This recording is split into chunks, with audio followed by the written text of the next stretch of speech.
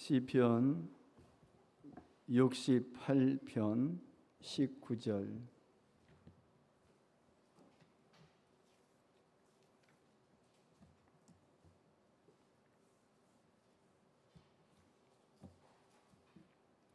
날마다 우리 짐을 지시는 주 곧 우리의 구원이신 하나님을 찬송할지로다. 셀라.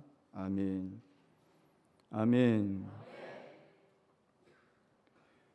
우리 주변에는 오늘도 인생의 짐이 너무 무거워 힘들어하는 많은 사람들이 있습니다. 따라서 그 무거운 짐으로 인하여 삶에 지친 분들이 있습니다. 많은 사람들이 이런저런 짐을 지고 살아가고 있습니다.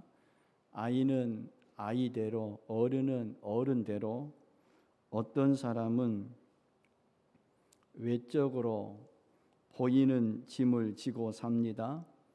어떤 사람은 내적으로 보이지 않는 짐을 지고 삽니다.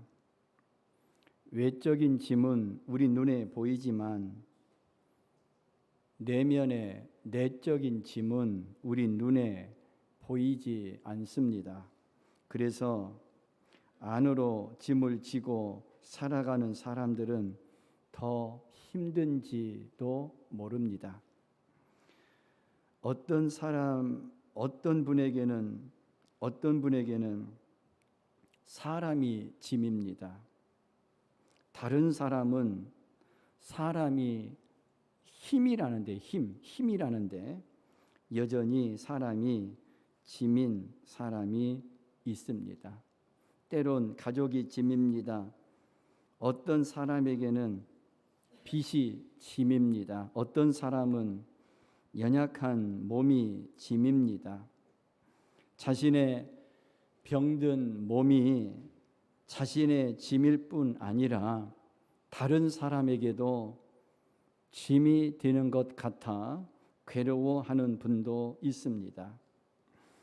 어떤 의미에서 이 세상을 살고 있는 우리 모두는 수고하고 무거운 짐진 자들입니다. 시편 127편 2절에 보면은 우리를 수고의 떡을 먹는 자라고 했습니다. 그 짐이 하도 무거워 이만큼에서 여기까지, 이 정도에서 생의 짐도 함께 내려놓았으면 좋겠다고 생각하는 사람들도 있습니다. 요즘 며칠 전에 모모 씨가 그래서 세상이 좀 뒤숭숭하지 않습니까? 그 짐이 얼마나 무거웠으면 다 내려놓고 여기서 인생을 끝냈으면 좋겠다는 생각까지 했겠습니까? 하지만 이것은 아닙니다. 그것은 결코 짐을 벗는 방법이 아닙니다.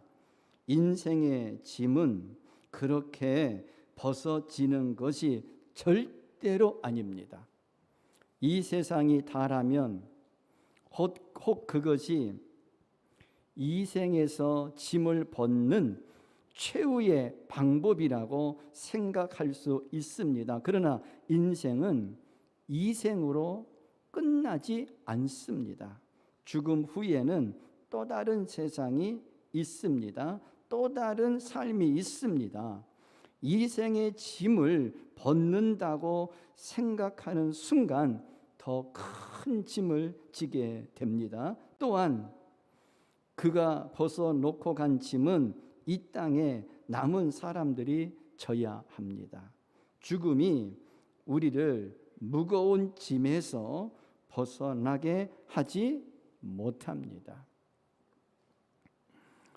긍정적 사고에 라는 책을 쓴 저자로 유명한 로만 빈센트 필 목사님이 계셨습니다. 이 노만 빈센트 필 목사님이 미국의 뉴욕에서 52년간 목회를 하셨다고 그래요. 52년간. 한 번은 절망에 빠진 한 여자 성도님이 필 목사님을 찾아와서 상담을 하면서 이렇게 말했습니다. 목사님, 화면 보세요. 인생살이가 너무나 힘들어서 차라리 죽었으면 좋겠습니다 하는 마음이 간절합니다. 이 세상 어디 염려, 근심, 걱정 없고 스트레스 받지 않고 평안히 쉴 곳이 없습니까? 여러분, 이런 세상 있어요, 없어요? 있어요, 없어요? 있다는 분 좀 저한테 꼭 알려주십시오. 이 세상 어디 염려, 근심, 걱정 없고 이르무고 받지 않는, 스트레스 받지 않고 평안히 쉴 곳이 없습니까? 제 인생의 짐이 너무나 무겁습니다, 목사님. 그 말을 들은 이 필 목사님이 이 여성분의 이와 같은 얘기를 듣고 그렇게 말한 그 여자 성도님을 가만히 물끄러미 쳐다보다가 잠시 생각을 하더니 이렇게 말씀을 하셨습니다.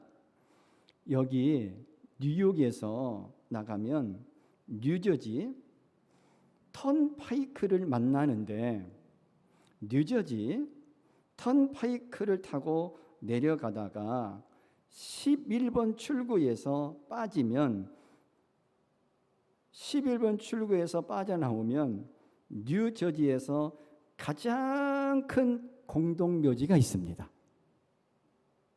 그곳에 가면은 정말 고요하고 염려도 없고 근심도 없고 걱정도 없고 스트레스도 받지 않고 평안히 쉴 수가 있습니다. 공동묘지에 있는 모든 사람들이 정말 평안히 쉬고 있습니다. 그래서 공동묘지에 가면은 영어로 Rest in peace, 평안히 쉬라고 하는 사인이 그곳에 붙어 있습니다라고 말을 했다는 것입니다.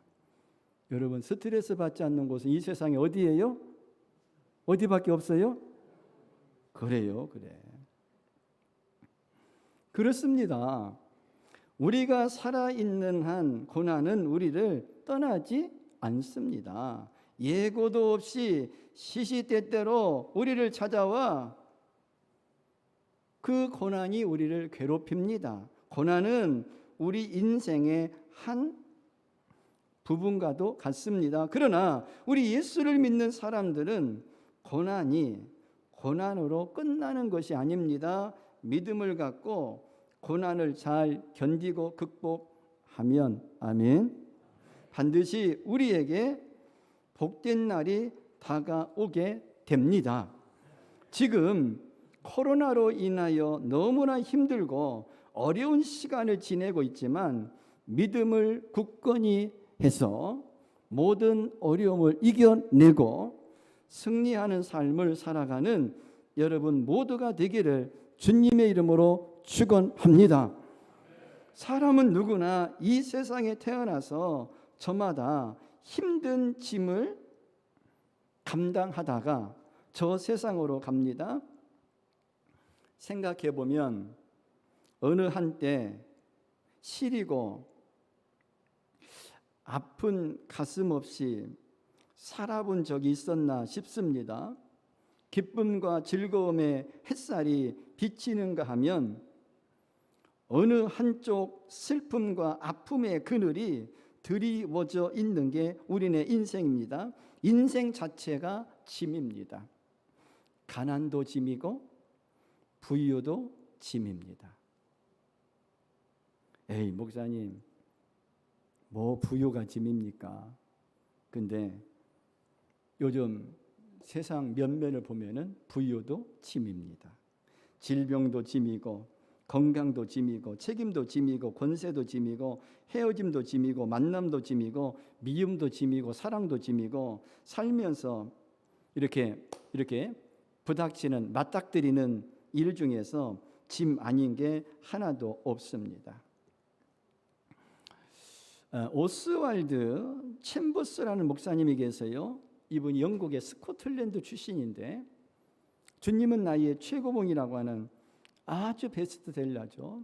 이 주님은 나의 최고봉이라는 저자인데 이분이 인생의 무거운 짐을 크게 세 가지로 나눌 수 있다고 그랬어요. 첫째로는 육신의 짐입니다. 육신의 짐은 의식주의 문제, 먹고 입고 잠자고, 사업, 취직, 결혼, 자녀 양육, 건강 등의 모든 문제가 육신의 짐이다. 이분은 이렇게 얘기를 했고요. 그 다음에 정신적인 짐이 있다고 그랬어요. 그것은 스트레스, 우울증, 좌절감, 근심, 걱정 등의 문제이고요. 세 번째로는 영적인 짐인데 죄악의 짐, 불신앙과 불순종에 따른 양심의 가책과 번뇌와 같은 짐입니다. 스페인 격언에 예나 지금이나 조용한 집이 있다 없다? 없다. 우리 집만 시끄러운 게 아니라 옆집 집구석도 다 시끄러운 거예요. 오죽했으면은 스페인 격언에 예나 지금이나 조용한 집이 없다고 말했겠어요? 따라서 인간에게는 항상 문제가 있다는 것입니다. 사람마다 크고 작은 짐이 있습니다. 어떤 짐은 눈에 보이나 정말 무겁고 어려운 짐은 보이지 않는 경우가 많습니다. 또한 자기 홀로 져야 할 짐이 있습니다.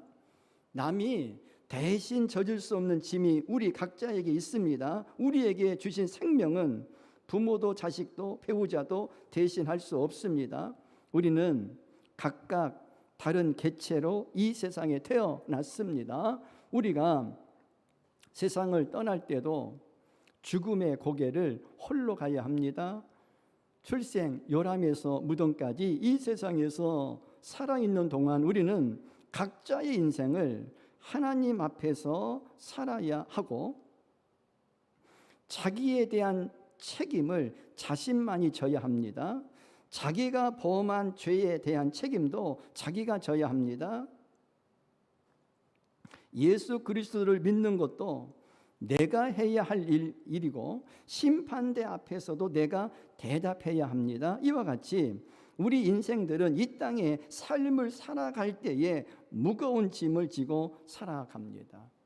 의무를 거부했을 때 우리는 양심의 짐 또는 우리를 짓누르는 죄의 짐을 내 힘으로는 질 수 없습니다. 그래서 하나님은 자기 이름을 위하여 이 같은 짐을 내게서 가져다가 예수님으로 하여금 대신 져주게 해주신 줄로 믿으시기를 바랍니다. 모세의 무거운 짐을 하나님은 홍해 앞에서 옮겨 주셨습니다. 사방으로부터 우겨쌈을 당한 사도 바울의 짐도 하나님은 제거시켜 주시는 대신에 그 짐을 질 수 있도록 은혜로 힘을 주셨습니다. 우리는 무겁고 힘든 짐을 홀로 지려 하거나 누구에게 전가시키지 말고 질 수 있는 힘을 주시든지 아니면 그리스도 예수께서 대신 저 주실 것을 믿고 주님께 맡기고 나오면 하나님이 해결해 주실 것입니다. 죄의 짐, 질병, 절망, 불신앙의 짐, 공포, 후회의 짐을 전능자, 전지자, 사랑이 많으신 여호와께 맡기어야 합니다. 하나님께 기도하고 짐을 져 주시는 하나님을 믿으시기 바랍니다. 아멘. 오늘 본문인 시편 68편을 지은 다윗도 수고하고 무거운 짐을 지고 살아간 인생이었습니다. 다윗은 왕이 됐습니다.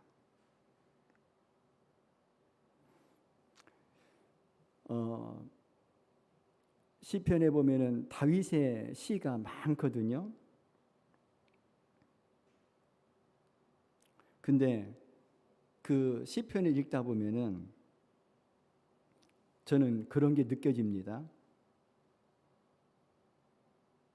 권력의 정상에 서면 짐이 없을 줄 알았어요. 다윗이 권력의 정상에 서면은 짐이 없어지고 편안할 줄 알았지만 그렇지 못하다는 게 다윗의 고백이에요. 다윗의 일생 중에 가장 많이 일어난 일들은요, 전쟁이라고 할 수가 있습니다. 또한 다윗은 죄악된 인간의 정욕으로 인하여 우리아의 아내인 밧세바를 성범죄하여 죄의 짐을 짓고 고통하기도 했습니다. 현대를 살아가는 사람들이 다 무거운 짐을 지고 살아가고 있습니다. 생존 경쟁, 전쟁과 같은 경쟁 속에서 삶을 살아갑니다. 인간관계 속에서 갈등하며 무거운 짐을 지고 살아갑니다. 끊임없이 죄와의 영적 전쟁 속에서 무거운 짐을 지고 살아갑니다. 스스로 해결하지 못하는 것이 우리가 짊어진 짐입니다. 그러나 우리가 짐을 지고 견디다 못해 쓰러질 때 우리 주님께서 그 짐을 져 주신다는 것입니다. 아멘.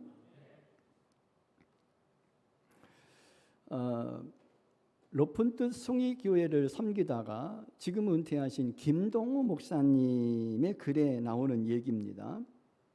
이 김동우 목사님이 아들만 서희를 3명을 두었다고 합니다. 아들만. 옛날 아들들은 모르겠는데 지금 아들 새끼라면은요, 이게 보통 일 아닐 거예요. 그죠? 보통 일 아닐 거예요. 지금 막내가 39이고 둘째가 41이고 첫째가 43이라고 그래요. 2살 터울이더라고요. 근데 이 김동우 목사님 자제 3명이 다 결혼을 해가지고 가정을 이루었고, 큰아들은 대학 교수이고 또 둘째 아들은 대기업인가 어디 회사를 다니고 작은 아들은 목사님이고, 그래서 가정도 이루고 손주도 두고 자기 나름대로 가정을 이루어서 자리를 잡고 열심히 살아가기 때문에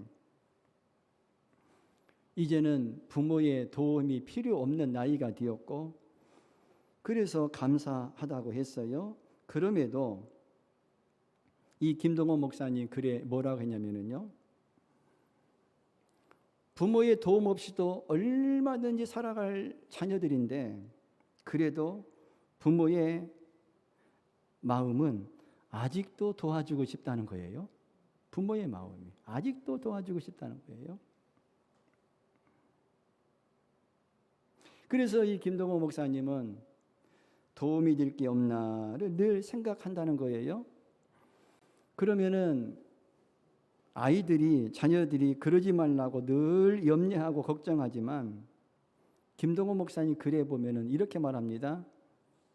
아버지, 우리끼리 다 잘 살 수가 있으니까요, 절대 우리 도우려고 생각하지 말라고 그렇게 자녀들이 얘기하는데 그건 아이들이 몰라서 그러는 것이라는 거예요.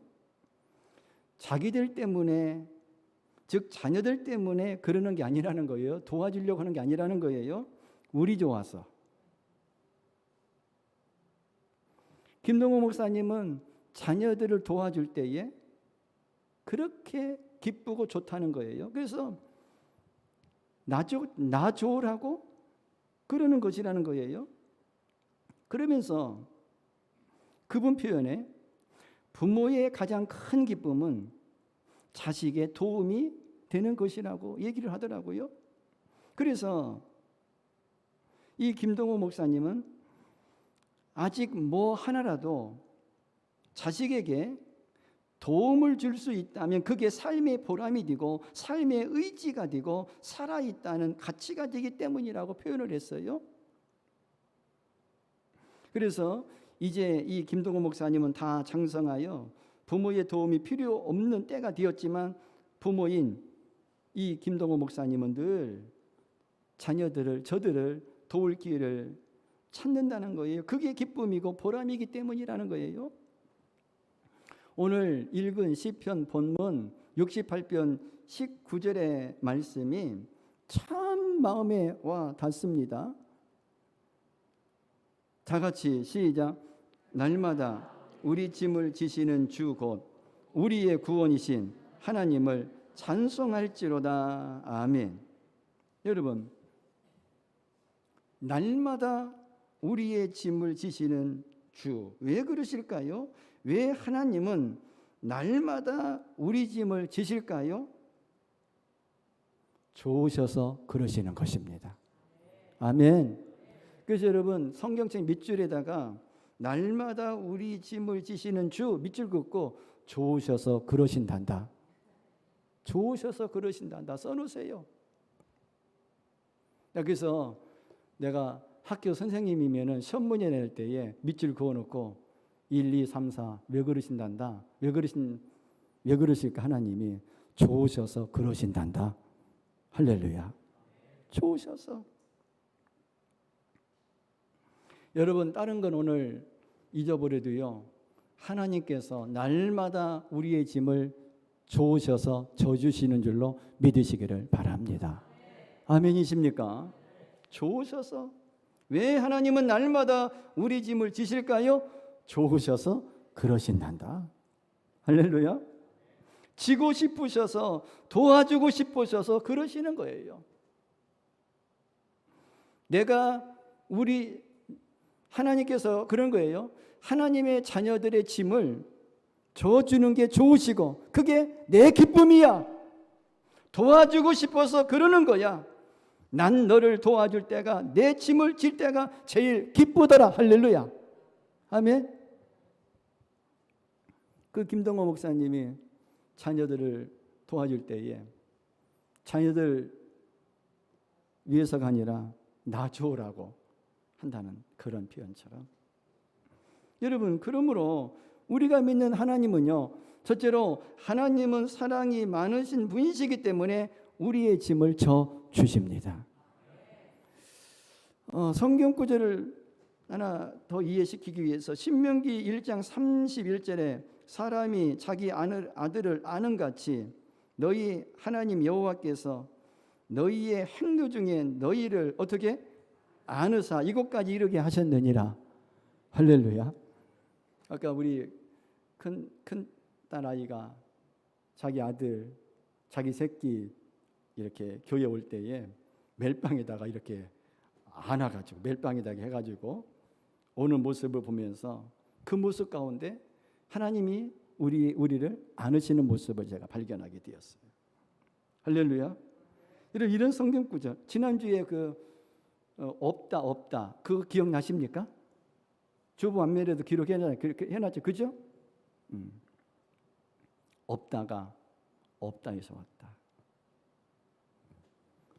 그 다음에 이사야 40장 11절에 그는 목자같이 양무리를 먹이시고 어린 양을 그 팔로 모아 품에 안으시며 젖먹이는 암컷들을 온순히 인도하시리로다. 이와 같이 하나님은 사랑이 많으신 분이기 때문에 우리의 짐을 져주시는 줄로 믿으시기를 바랍니다.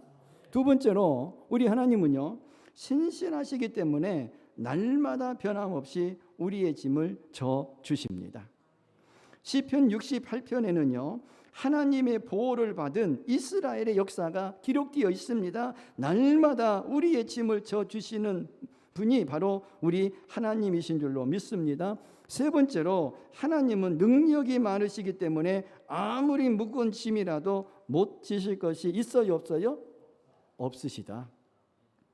하나님은요, 우주 만물을 창조하시고 주관하시는 분이십니다. 하나님은 모든 나라들을 섭리하시고 주관하시는 분이십니다. 하나님은 그의 아들에게 우리의 무거운 짐을 다 짊어지게 하신 분이십니다.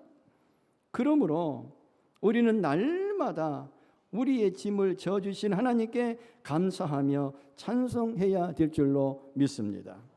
시편 오늘 본문 68편 3절, 의인은 기뻐하며 하나님 앞에서 뛰놀며 기뻐하고 즐거워할지어다. 오늘 또한 35절에 보면 이스라엘 하나님은 그의 백성에게 힘과 능력을 주시나니 하나님을 찬송할지어다. 우리의 짐을 져주실 때 우리가 해야 할 일은 하나님께, 우리의 짐을 져주신 그 하나님께 감사하고 찬송할 일인 줄로 믿으시기를 바랍니다. 빌립보서 4장 6절, 아무것도 염려하지 말고 오직 모든 일에 기도와 간구로 너희 구할 것을 감사함으로 하나님께 아뢰라. 데살로니가전서 5장 18절, 범사에 감사하라. 이는 그리스도 예수 안에서 너희를 향하신 하나님의 뜻이니라. 아멘. 여러분, 이와 같이 하나님의 약속을 믿고 주님께 우리의 짐을 모두 내맡겨야 될 줄로 믿습니다. 그런데 여러분, 예수를 믿으면서도 대부분의 사람들은요, 인생의 무거운 짐 앞에서 네 종류로 그 짐을 처리합니다. 첫째로는요, 짐을 지고 가는 사람입니다. 자, 여기 보세요.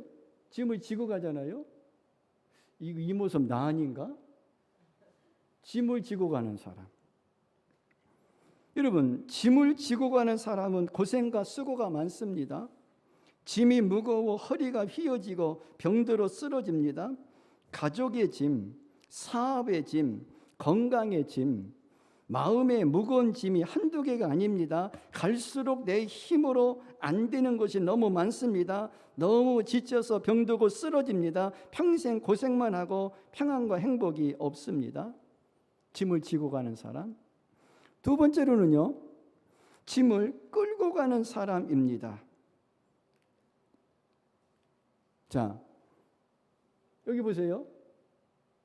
짐을 끌고 가죠, 그죠? 전혀 대답들이 없으니까.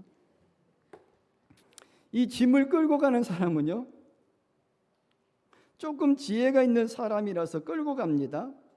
가끔 쉬면서 여유 있는 마음으로 살 수 있습니다. 그런데 지혜가 있는 대신에 욕심이 점점 많아져서 더 많은 짐, 더 무거운 짐을 끌고 갑니다.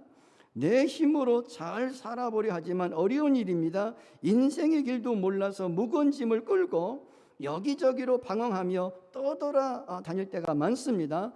나름 지혜롭다고 착각해서 더 많이 방황합니다.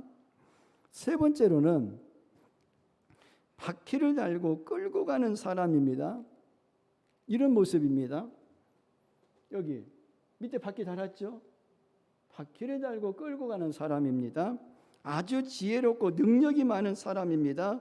똑똑한 경영자가 돼가지고 더 많은 일을 할 수가 있습니다. 그런데 내 짐을 다 지고 그만큼 짐이 더 늘어나서 걱정, 근심이 사라지지 않습니다.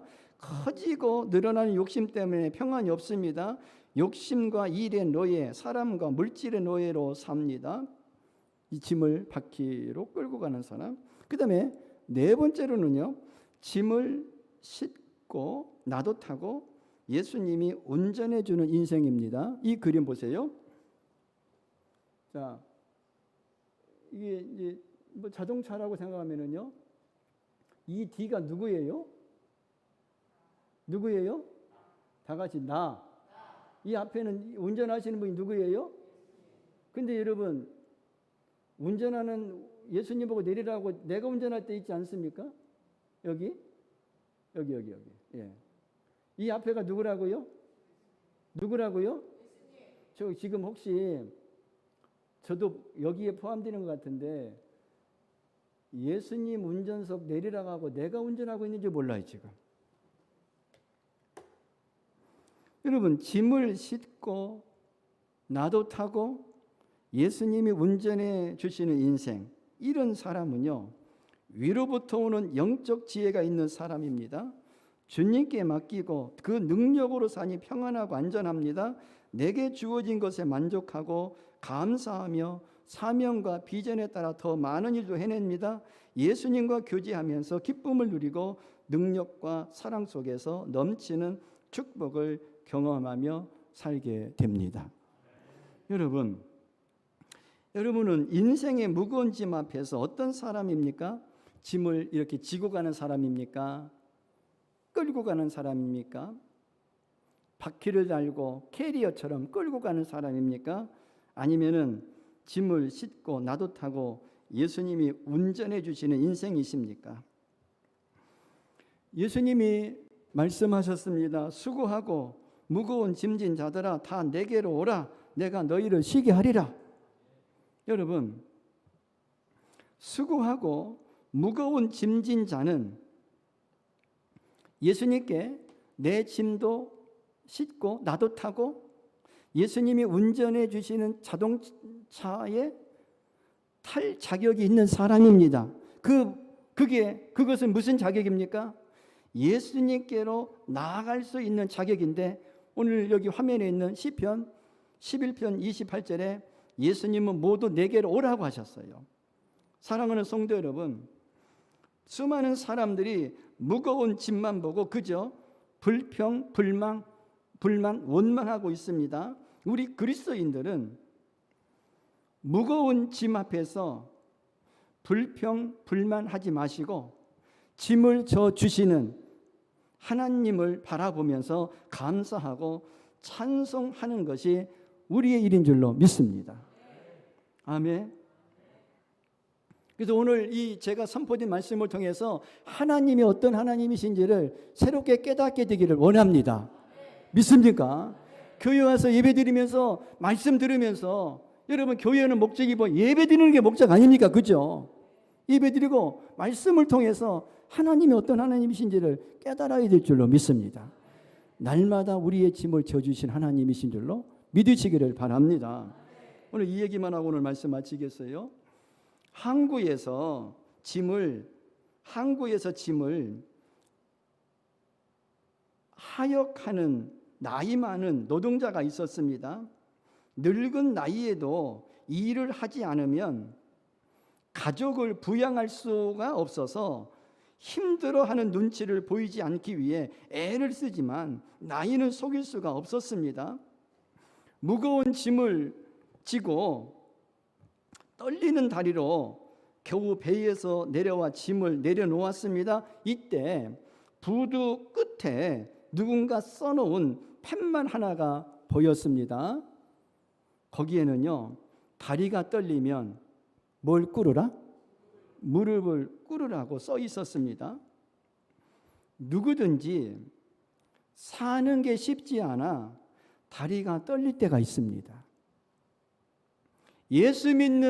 하지만 여러분, 예수 믿는 저와 여러분에게는요, 우주적인 특권이 저와 여러분에게 주어진 줄로 믿으시기를 바랍니다. 그 우주적인 특권이 바로 기도인 줄로 믿습니다. 사랑하는 성도 여러분, 사는 게 힘들어 다리가 떨리면 기도의 무릎을 꿇으시고 인생의 무거운 짐을 주님께 기도로 맡기시기를 바랍니다. 그럴 때 우리 주님은 날마다 우리의 인생의 무거운 짐을 져 주십니다. 기도하겠습니다. 하나님 아버지, 주님이 좋으셔서